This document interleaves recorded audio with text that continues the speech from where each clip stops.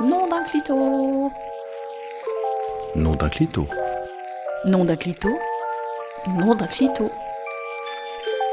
Nom d'un clito. Nom d'un clito, le podcast qui se fout des tabous. Une exploration sans filtre ni excuse de la santé sexuelle au féminin et au masculin.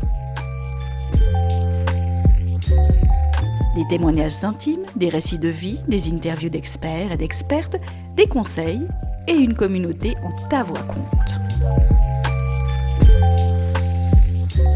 Je suis Céline Guillan, facilitatrice de l'univers Nom d'un clito. Aujourd'hui, j'ai la chance d'accueillir mon premier invité homme et j'ai nommé Sébastien Carlier. Bonjour Sébastien. Bonjour Céline. Toi Sébastien, tu es thérapeute holistique et facilitateur de relations. Est-ce que tu pourrais nous dire ce que c'est qu'un facilitateur de relations ?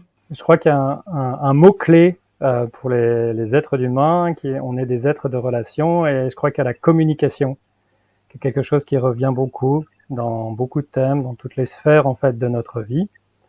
Et faciliter la communication, c'est être une forme des fois de médiateur ou pour fluidifier en fait les messages entre les personnes.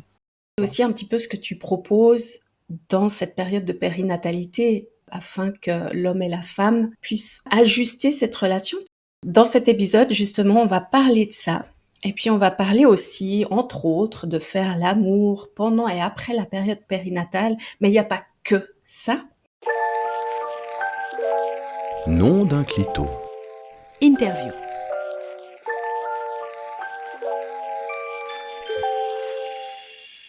Sébastien, quelles ont été ces étapes clés de ton cheminement en tant que père et comment est-ce que ça a influencé ton approche professionnelle? Quand tu dis cheminement, pour moi, c'est vraiment ça, parce que je suis le père de 5 enfants, hein, et il y a vraiment, vraiment un cheminement. J'ai l'impression que je vais te déposer quelques mots de l'histoire de 5 pères différents.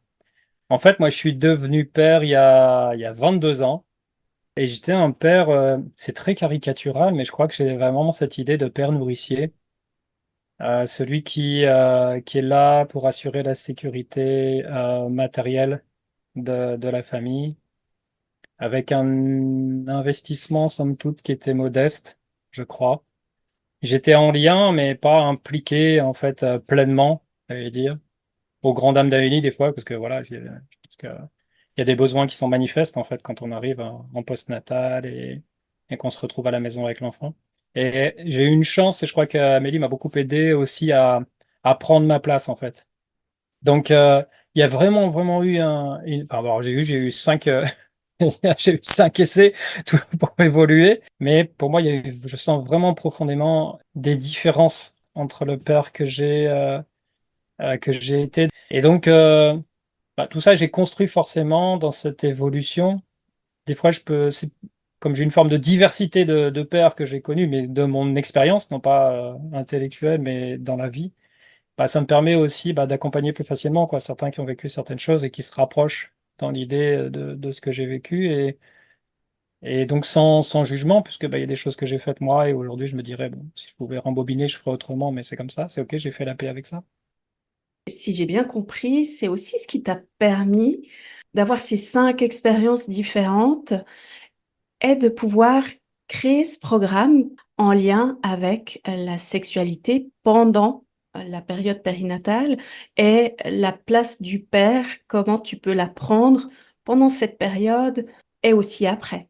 Qu'est-ce qui t'a inspiré à créer ce module spécial?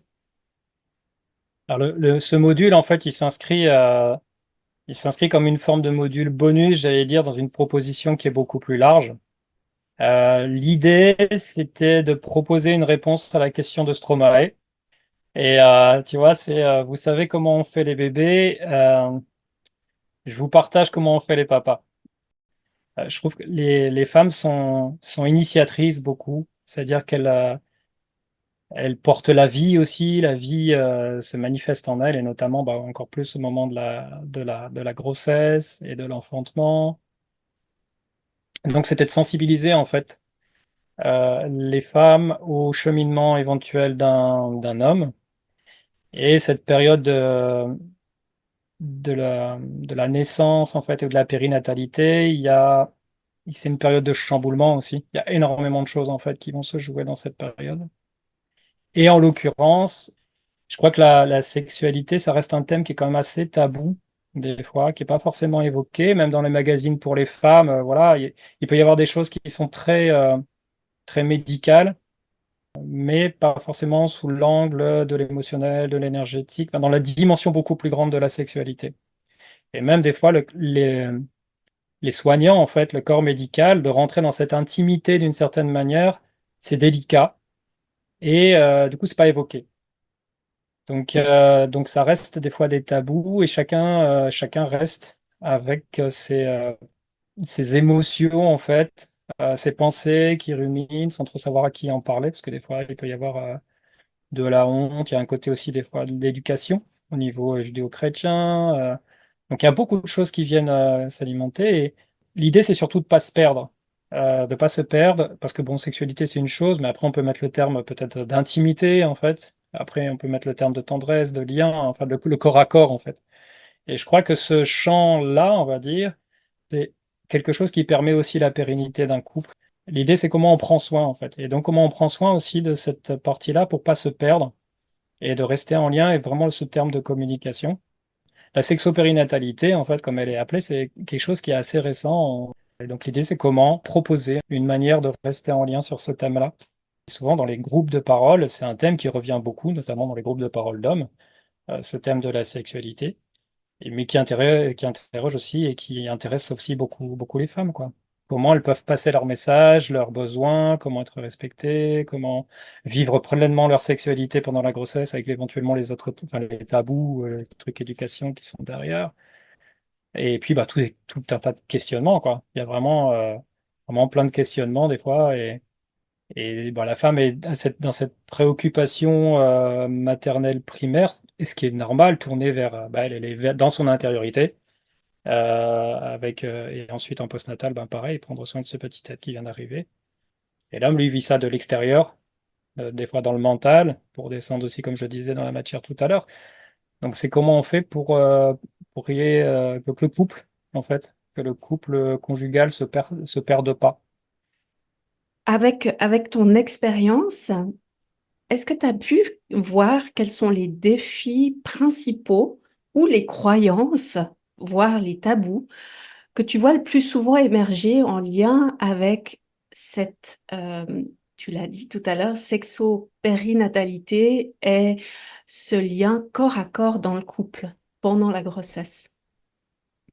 Alors, ce qui est important, c'est de se dire que cette expérience, elle est propre à chacun. Il n'y a pas forcément de généralité, mais c'est vrai qu'il y a des choses qui reviennent de manière récurrente dans certaines enquêtes qui ont été faites ou dans des questionnaires et autres qui sont... Bah, déjà, les vécus sont totalement différents, parce que comme je le disais tout à l'heure, la femme vit cette expérience de l'intérieur, puisque la vie est en train de se développer en elle, donc elle est au contact, en fait, de tous ces changements. Et l'homme, lui, il vit ça des fois un peu en tant que spectateur de l'extérieur, sans forcément comprendre, avec des fois des sentiments aussi d'impuissance. Il n'y a pas de contrôle ou de maîtrise là-dessus, puisque ça lui échappe.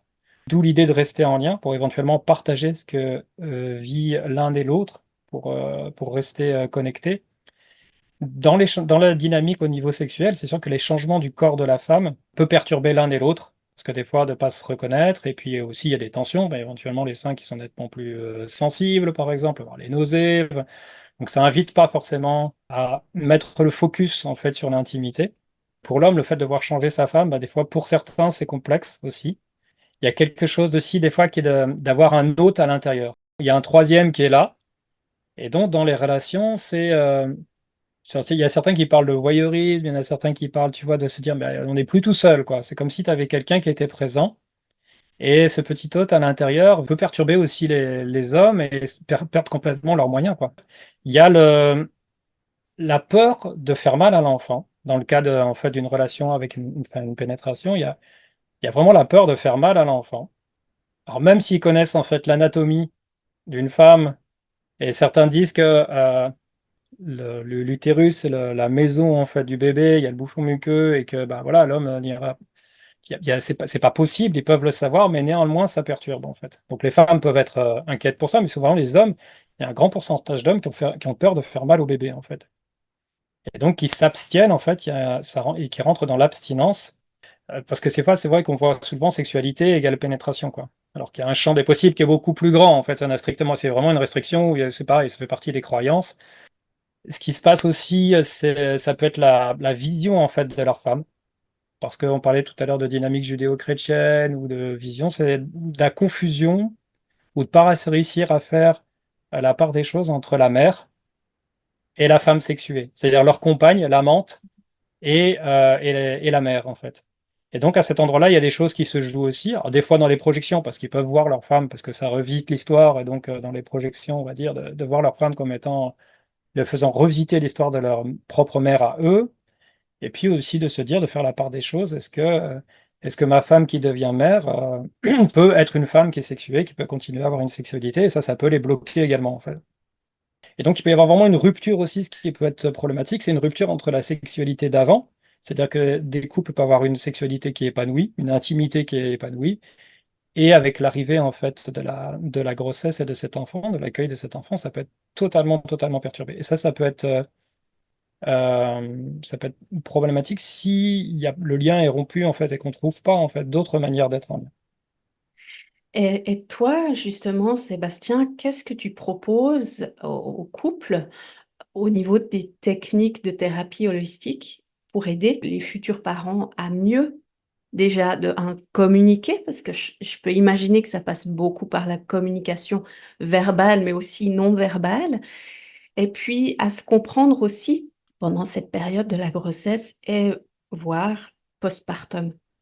Il y a plusieurs niveaux. Il y a le niveau individuel. Chaque parent, que ce soit la mère ou le père, va à nouveau être mis en lien avec son histoire, avec son enfance, avec ses propres parents et son clan. Et il y a une introspection presque forcée, en fait, qui va être proposée. Il y a quelque chose qui est très fort pour les hommes et qui influe beaucoup, c'est la relation qu'ils ont eue avec leur propre père, ou du moins avec les figures paternelles. Ça joue beaucoup. Donc c'est déjà que chacun, en fait, puisse revisiter de son côté son histoire pour mettre de la conscience et être libre, en fait, de s'inscrire comme ils le souhaiteront chacun dans leur parentalité. Donc tout ça, bah, il y a des cheminements en fait, enfin, de dynamique d'enfant, enfin d'enfant intérieur, de chemin du pardon. Donc là, on peut utiliser pratiques de visualisation, d'expansion de conscience pour aller, voilà, symboliquement couper le lien, guérir des blessures. Et il y a le chemin de l'écriture aussi qui permet pour certains hommes qui n'arrivent pas à parler, bah, des fois le chemin de l'écriture peut être une voie. Et puis oui, la communication, comme tu le disais tout à l'heure, comment on apprend à communiquer de manière authentique, fluide, respectueuse. Comme tu disais tout à l'heure, je crois que la femme aussi a une grande puissance et bah, l'enfant, des fois, peut voir son père au travers les yeux de sa mère, ce qui est dit. C'est-à-dire, c'est comment elle est ouverte à l'inviter à prendre sa place. Je crois qu'il y a aussi cette conscience-là, parce qu'elle a sa propre histoire, elle a voilà, ses propres blessures. Et il est possible que certaines femmes n'aient pas envie, en fait, ou ne veulent pas, ou veulent garder ça pour elles, parce qu'il y a des peurs, parce qu'il y a des croyances, parce que je veux pas que mon compagnon soit comme mon père, ou ma mère a fait comme ça, je vais faire pareil, ou la parentalité, c'est une histoire de femme, ou de toute façon, il fera moins bien. Il y a plein de choses aussi qui se jouent. Et donc, comment elle aussi, elle peut faire le chemin de se dire, OK, mais est-ce qu'elle est vraiment prête à ce que son compagnon prenne sa place? Et qu'est-ce qui la freine, quoi? Ou est-ce qu'elle a des peurs, ou est-ce qu'elle a des blessures, ou est-ce qu'elle a des croyances? Nom d'un clito, abonne-toi et like tes épisodes favoris. Dans les coulisses, tu me disais que ce module est en partie adressé aux futures mamans pour qu'elles puissent transmettre le contenu de tes enseignements à leurs compagnons. Est-ce que tu peux nous expliquer comment ça marche, le fait que, alors, je le vois de manière très caricaturale et puis je ne remets pas en question du tout tes compétences, mais le fait que toi, en tant qu'homme, tu transmettes à la femme pour qu'elle transmette à son compagnon. l'idée, moi déjà, je suis un homme, j'ai vécu ces 5 grossesses et 5 modes de paternité. Et je crois que, comme je le disais en préambule, la femme est vraiment initiatrice, quoi. Il y a quelque chose qui est nettement plus spontané, qui est plus simple, d'une certaine manière, sans généralité. Euh, Ce chemin de l'introspection, c'est-à-dire de s'interroger et aussi de parler, d'échanger, de vivre ses émotions. D'ailleurs, on le voit en fait dans toutes les, enfin, par exemple, les cercles de femmes, de se mettre en lien, d'échanger ensemble, de faire une sorte de chemin de développement, enfin, ce qu'on appelle le développement personnel et ou collectif. Il y a quelque chose qui est plus fluide, quoi, qui est plus spontané, qui est plus naturel. Et ce qui n'est pas forcément pour les hommes, parce qu'il y a déjà des choses qui sont différentes en termes sociétal, dans les formes d'injonction aussi, de soi fort, de pas montrer, ne pas pleurer, pas avoir peur, bon, des trucs qui sont très caricaturaux, mais qui sont encore très présents quand même dans l'inconscient collectif, familial, et individuel. Donc, pourquoi passer par les femmes? C'est que comment leur proposer ce que vit leur partenaire. Euh, et de se dire que c'est pas forcément contre elle. Et, euh, et le fait, par exemple, déjà, il y a un module qui est de dire c'est comment on va du mental à la réalité. Comment, si on comprend mieux l'autre, et je crois que les femmes, des fois, sont plus disposées à mieux comprendre les hommes, voilà, que l'inverse, ou de faire le chemin de comprendre les femmes et d'aller visiter comment ça vit pour nous et tout ça. Comment un homme passe du mental à la réalité. Et le fait de toucher ce que vit son homme, ça peut lui permettre à elle, éventuellement, de rester en lien et d'accueillir en fait la manière dont il vit. Et puis c'est aussi, comme je le disais aussi, c'est de se dire que une femme qui va avoir un compagnon, parce que c'est un bon moment, je crois aussi pour les hommes, ce moment en fait de la paternité naissante ou en chemin, pour faire une introspection. Parce qu'un homme le fera peut-être pas pour lui, parce que c'est pas naturel de s'occuper de lui, de son intériorité. Faire un truc à l'extérieur, dans la matière, une action, tout ça, ça va. Faire le chemin de l'intériorité, c'est pas naturel. Par contre, se dire que s'il le fait, c'est pour son enfant ou pour sa femme, il y a déjà quelque chose qui sera peut-être plus disposé à le faire. Mais pour ça, il faut comprendre comment ça fonctionne pour lui, parce que c'est pas les mêmes mondes, en fait, c'est pas les mêmes modes de fonctionnement. Et, euh, Et ce qui peut être intéressant, c'est plutôt que de voir les hommes comme étant incompétents, des formes de jugement et s'ensuit, donc sans forcément euh, euh, dire que c'est pas de leur responsabilité, les victimiser, c'est pas du tout l'idée, mais de voir les blessures sous l'angle des blessures des hommes, c'est-à-dire par rapport à l'histoire, par rapport à l'environnement dans lequel ils ont baigné, de voir comment on fait pour prendre soin de cet homme blessé, et ce côté du coup maternel, il est nettement plus naturel chez les femmes que chez les hommes, quoi. Donc après, on va se dire, bah oui, mais c'est encore à nous. Et je peux entendre, c'est encore à nous les femmes de faire le chemin. Et ça, voilà, je comprends ça. Mais de ce que je vois et de ce que j'expérimente, bah oui, mais les femmes sont initiatrices, quoi. Elles sont des guides et c'est pas pour flatter, c'est pas pour faire plaisir, c'est ce que je vois, quoi. Et ce que tu dis, c'est tellement juste aussi par rapport au fait que la femme, bah, on en parlait un petit peu avant aussi, par rapport au fait, tu l'as dit à plusieurs reprises, qu'elle est initiatrice, qu'elle autorise, et puis tu l'as dit très justement, qu'elle puisse, tu l'as pas dit avec ces mots-là, mais c'est ce que j'ai entendu, qu'elle puisse modeler le papa, lui donner une image, ou en tout cas un rôle comme elle voudrait qu'il est, pour autant que, bien sûr, le papa soit d'accord, hein, c'est pas tu vas être comme ça et puis t'as pas ton mot à dire. Mais ça me faisait penser à, tu sais, t'as souvent cette caricature de la femme le jour de l'accouchement qui va crier, qui va dire nommer son mari ou son conjoint de tous les noms d'oiseaux possibles. Il y a aussi Le fait que le papa assiste à la naissance, comment est-ce que c'est perçu du point de vue de la femme? Est-ce qu'elle est OK de se mettre dans cette posture de femme qui accouche? Parce que un questionnement que j'ai eu moi personnellement, c'est comment est-ce que ça va se passer si mon mari me voit accoucher? Est-ce qu'il aura encore envie de moi après? Je pense que c'est aussi important, ouais, que tu le transmettes tout ça aux femmes avec ton point de vue d'homme. Oui, c'est clair. Bah, il y a tellement de choses. En fait, là, enfin, on est autour, en fait, tu vois, de la sexualité, mais c'est clair qu'il y a l'accouchement. Comment, tu vois, avec l'autonomie, c'est pareil, j'en parle, parce que moi, du coup, sur les 5 grossesses, il y a 4 grossesses où j'ai vécu l'expérience de l'autonomie, comment ça peut. Et c'est toujours des invitations, enfin, même, tu vois, même comme une femme, en fait, qui puisse inviter à te dire, ben voilà mon besoin, et voilà comment je t'invite éventuellement. C'est toujours pareil, on peut pas forcer quelqu'un, mais comment je t'invite?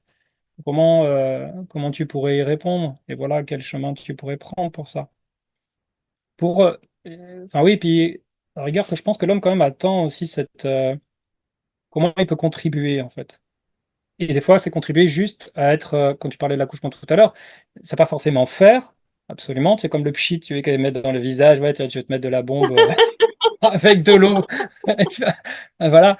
Parce qu'il faut faire quelque chose. Mais non, mais déjà, c'est justement être, quoi. C'est être présent, pleinement présent, là, accueillir ce qui est. Si ta femme ou ta chérie t'insulte parce que dans un moment d'intensité émotionnelle, bah, de pas le prendre pour toi, quoi. Mais si t'as pas fait le chemin avant de te dire, bah oui, mais faut pas que je le prenne pour moi parce qu'elle est dans une dynamique.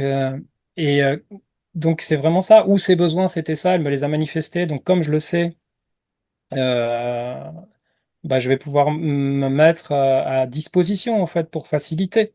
En tant qu'homme, justement, on fait le chemin pour prendre et trouver sa place, comme on a parlé en fait de la place qui était souhaitée par notre chérie. Est-ce qu'on a parlé de la place qui était souhaitée par nous-mêmes?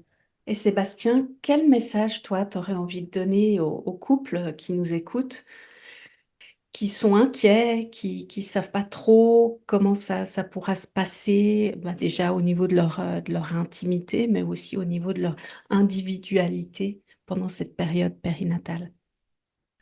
Toute personne qui a fait un chemin au préalable d'accueillir un enfant pour le faire en conscience, libre, dans une énergie d'amour.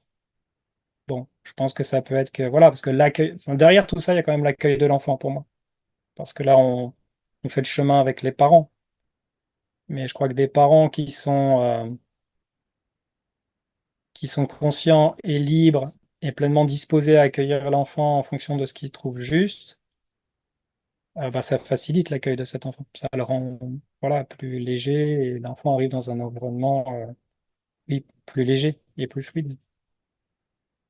Donc ça, c'est si ça peut être fait en amont. Après, il n'y a pas de parent parfait, il y a rien d'immuable d'une certaine manière. Moi, j'aime bien ce truc de dire raconter ce jour. C'est-à-dire, s'il y a des choses qui ne nous vont pas en fait dans notre histoire et dans notre vie, à compter de ce jour, je peux choisir de faire autrement ou je peux choisir de m'inscrire en fait autrement.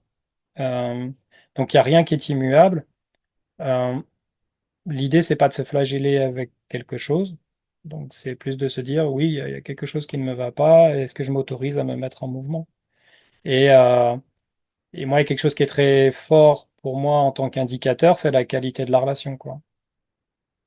C'est-à-dire que comment est la relation, quoi? Est-ce qu'elle peut être authentique? Est-ce qu'elle est fluide? Est-ce qu'on peut se dire les choses en sécurité? Est-ce qu'on peut se parler? Est-ce qu'on a une communication intime?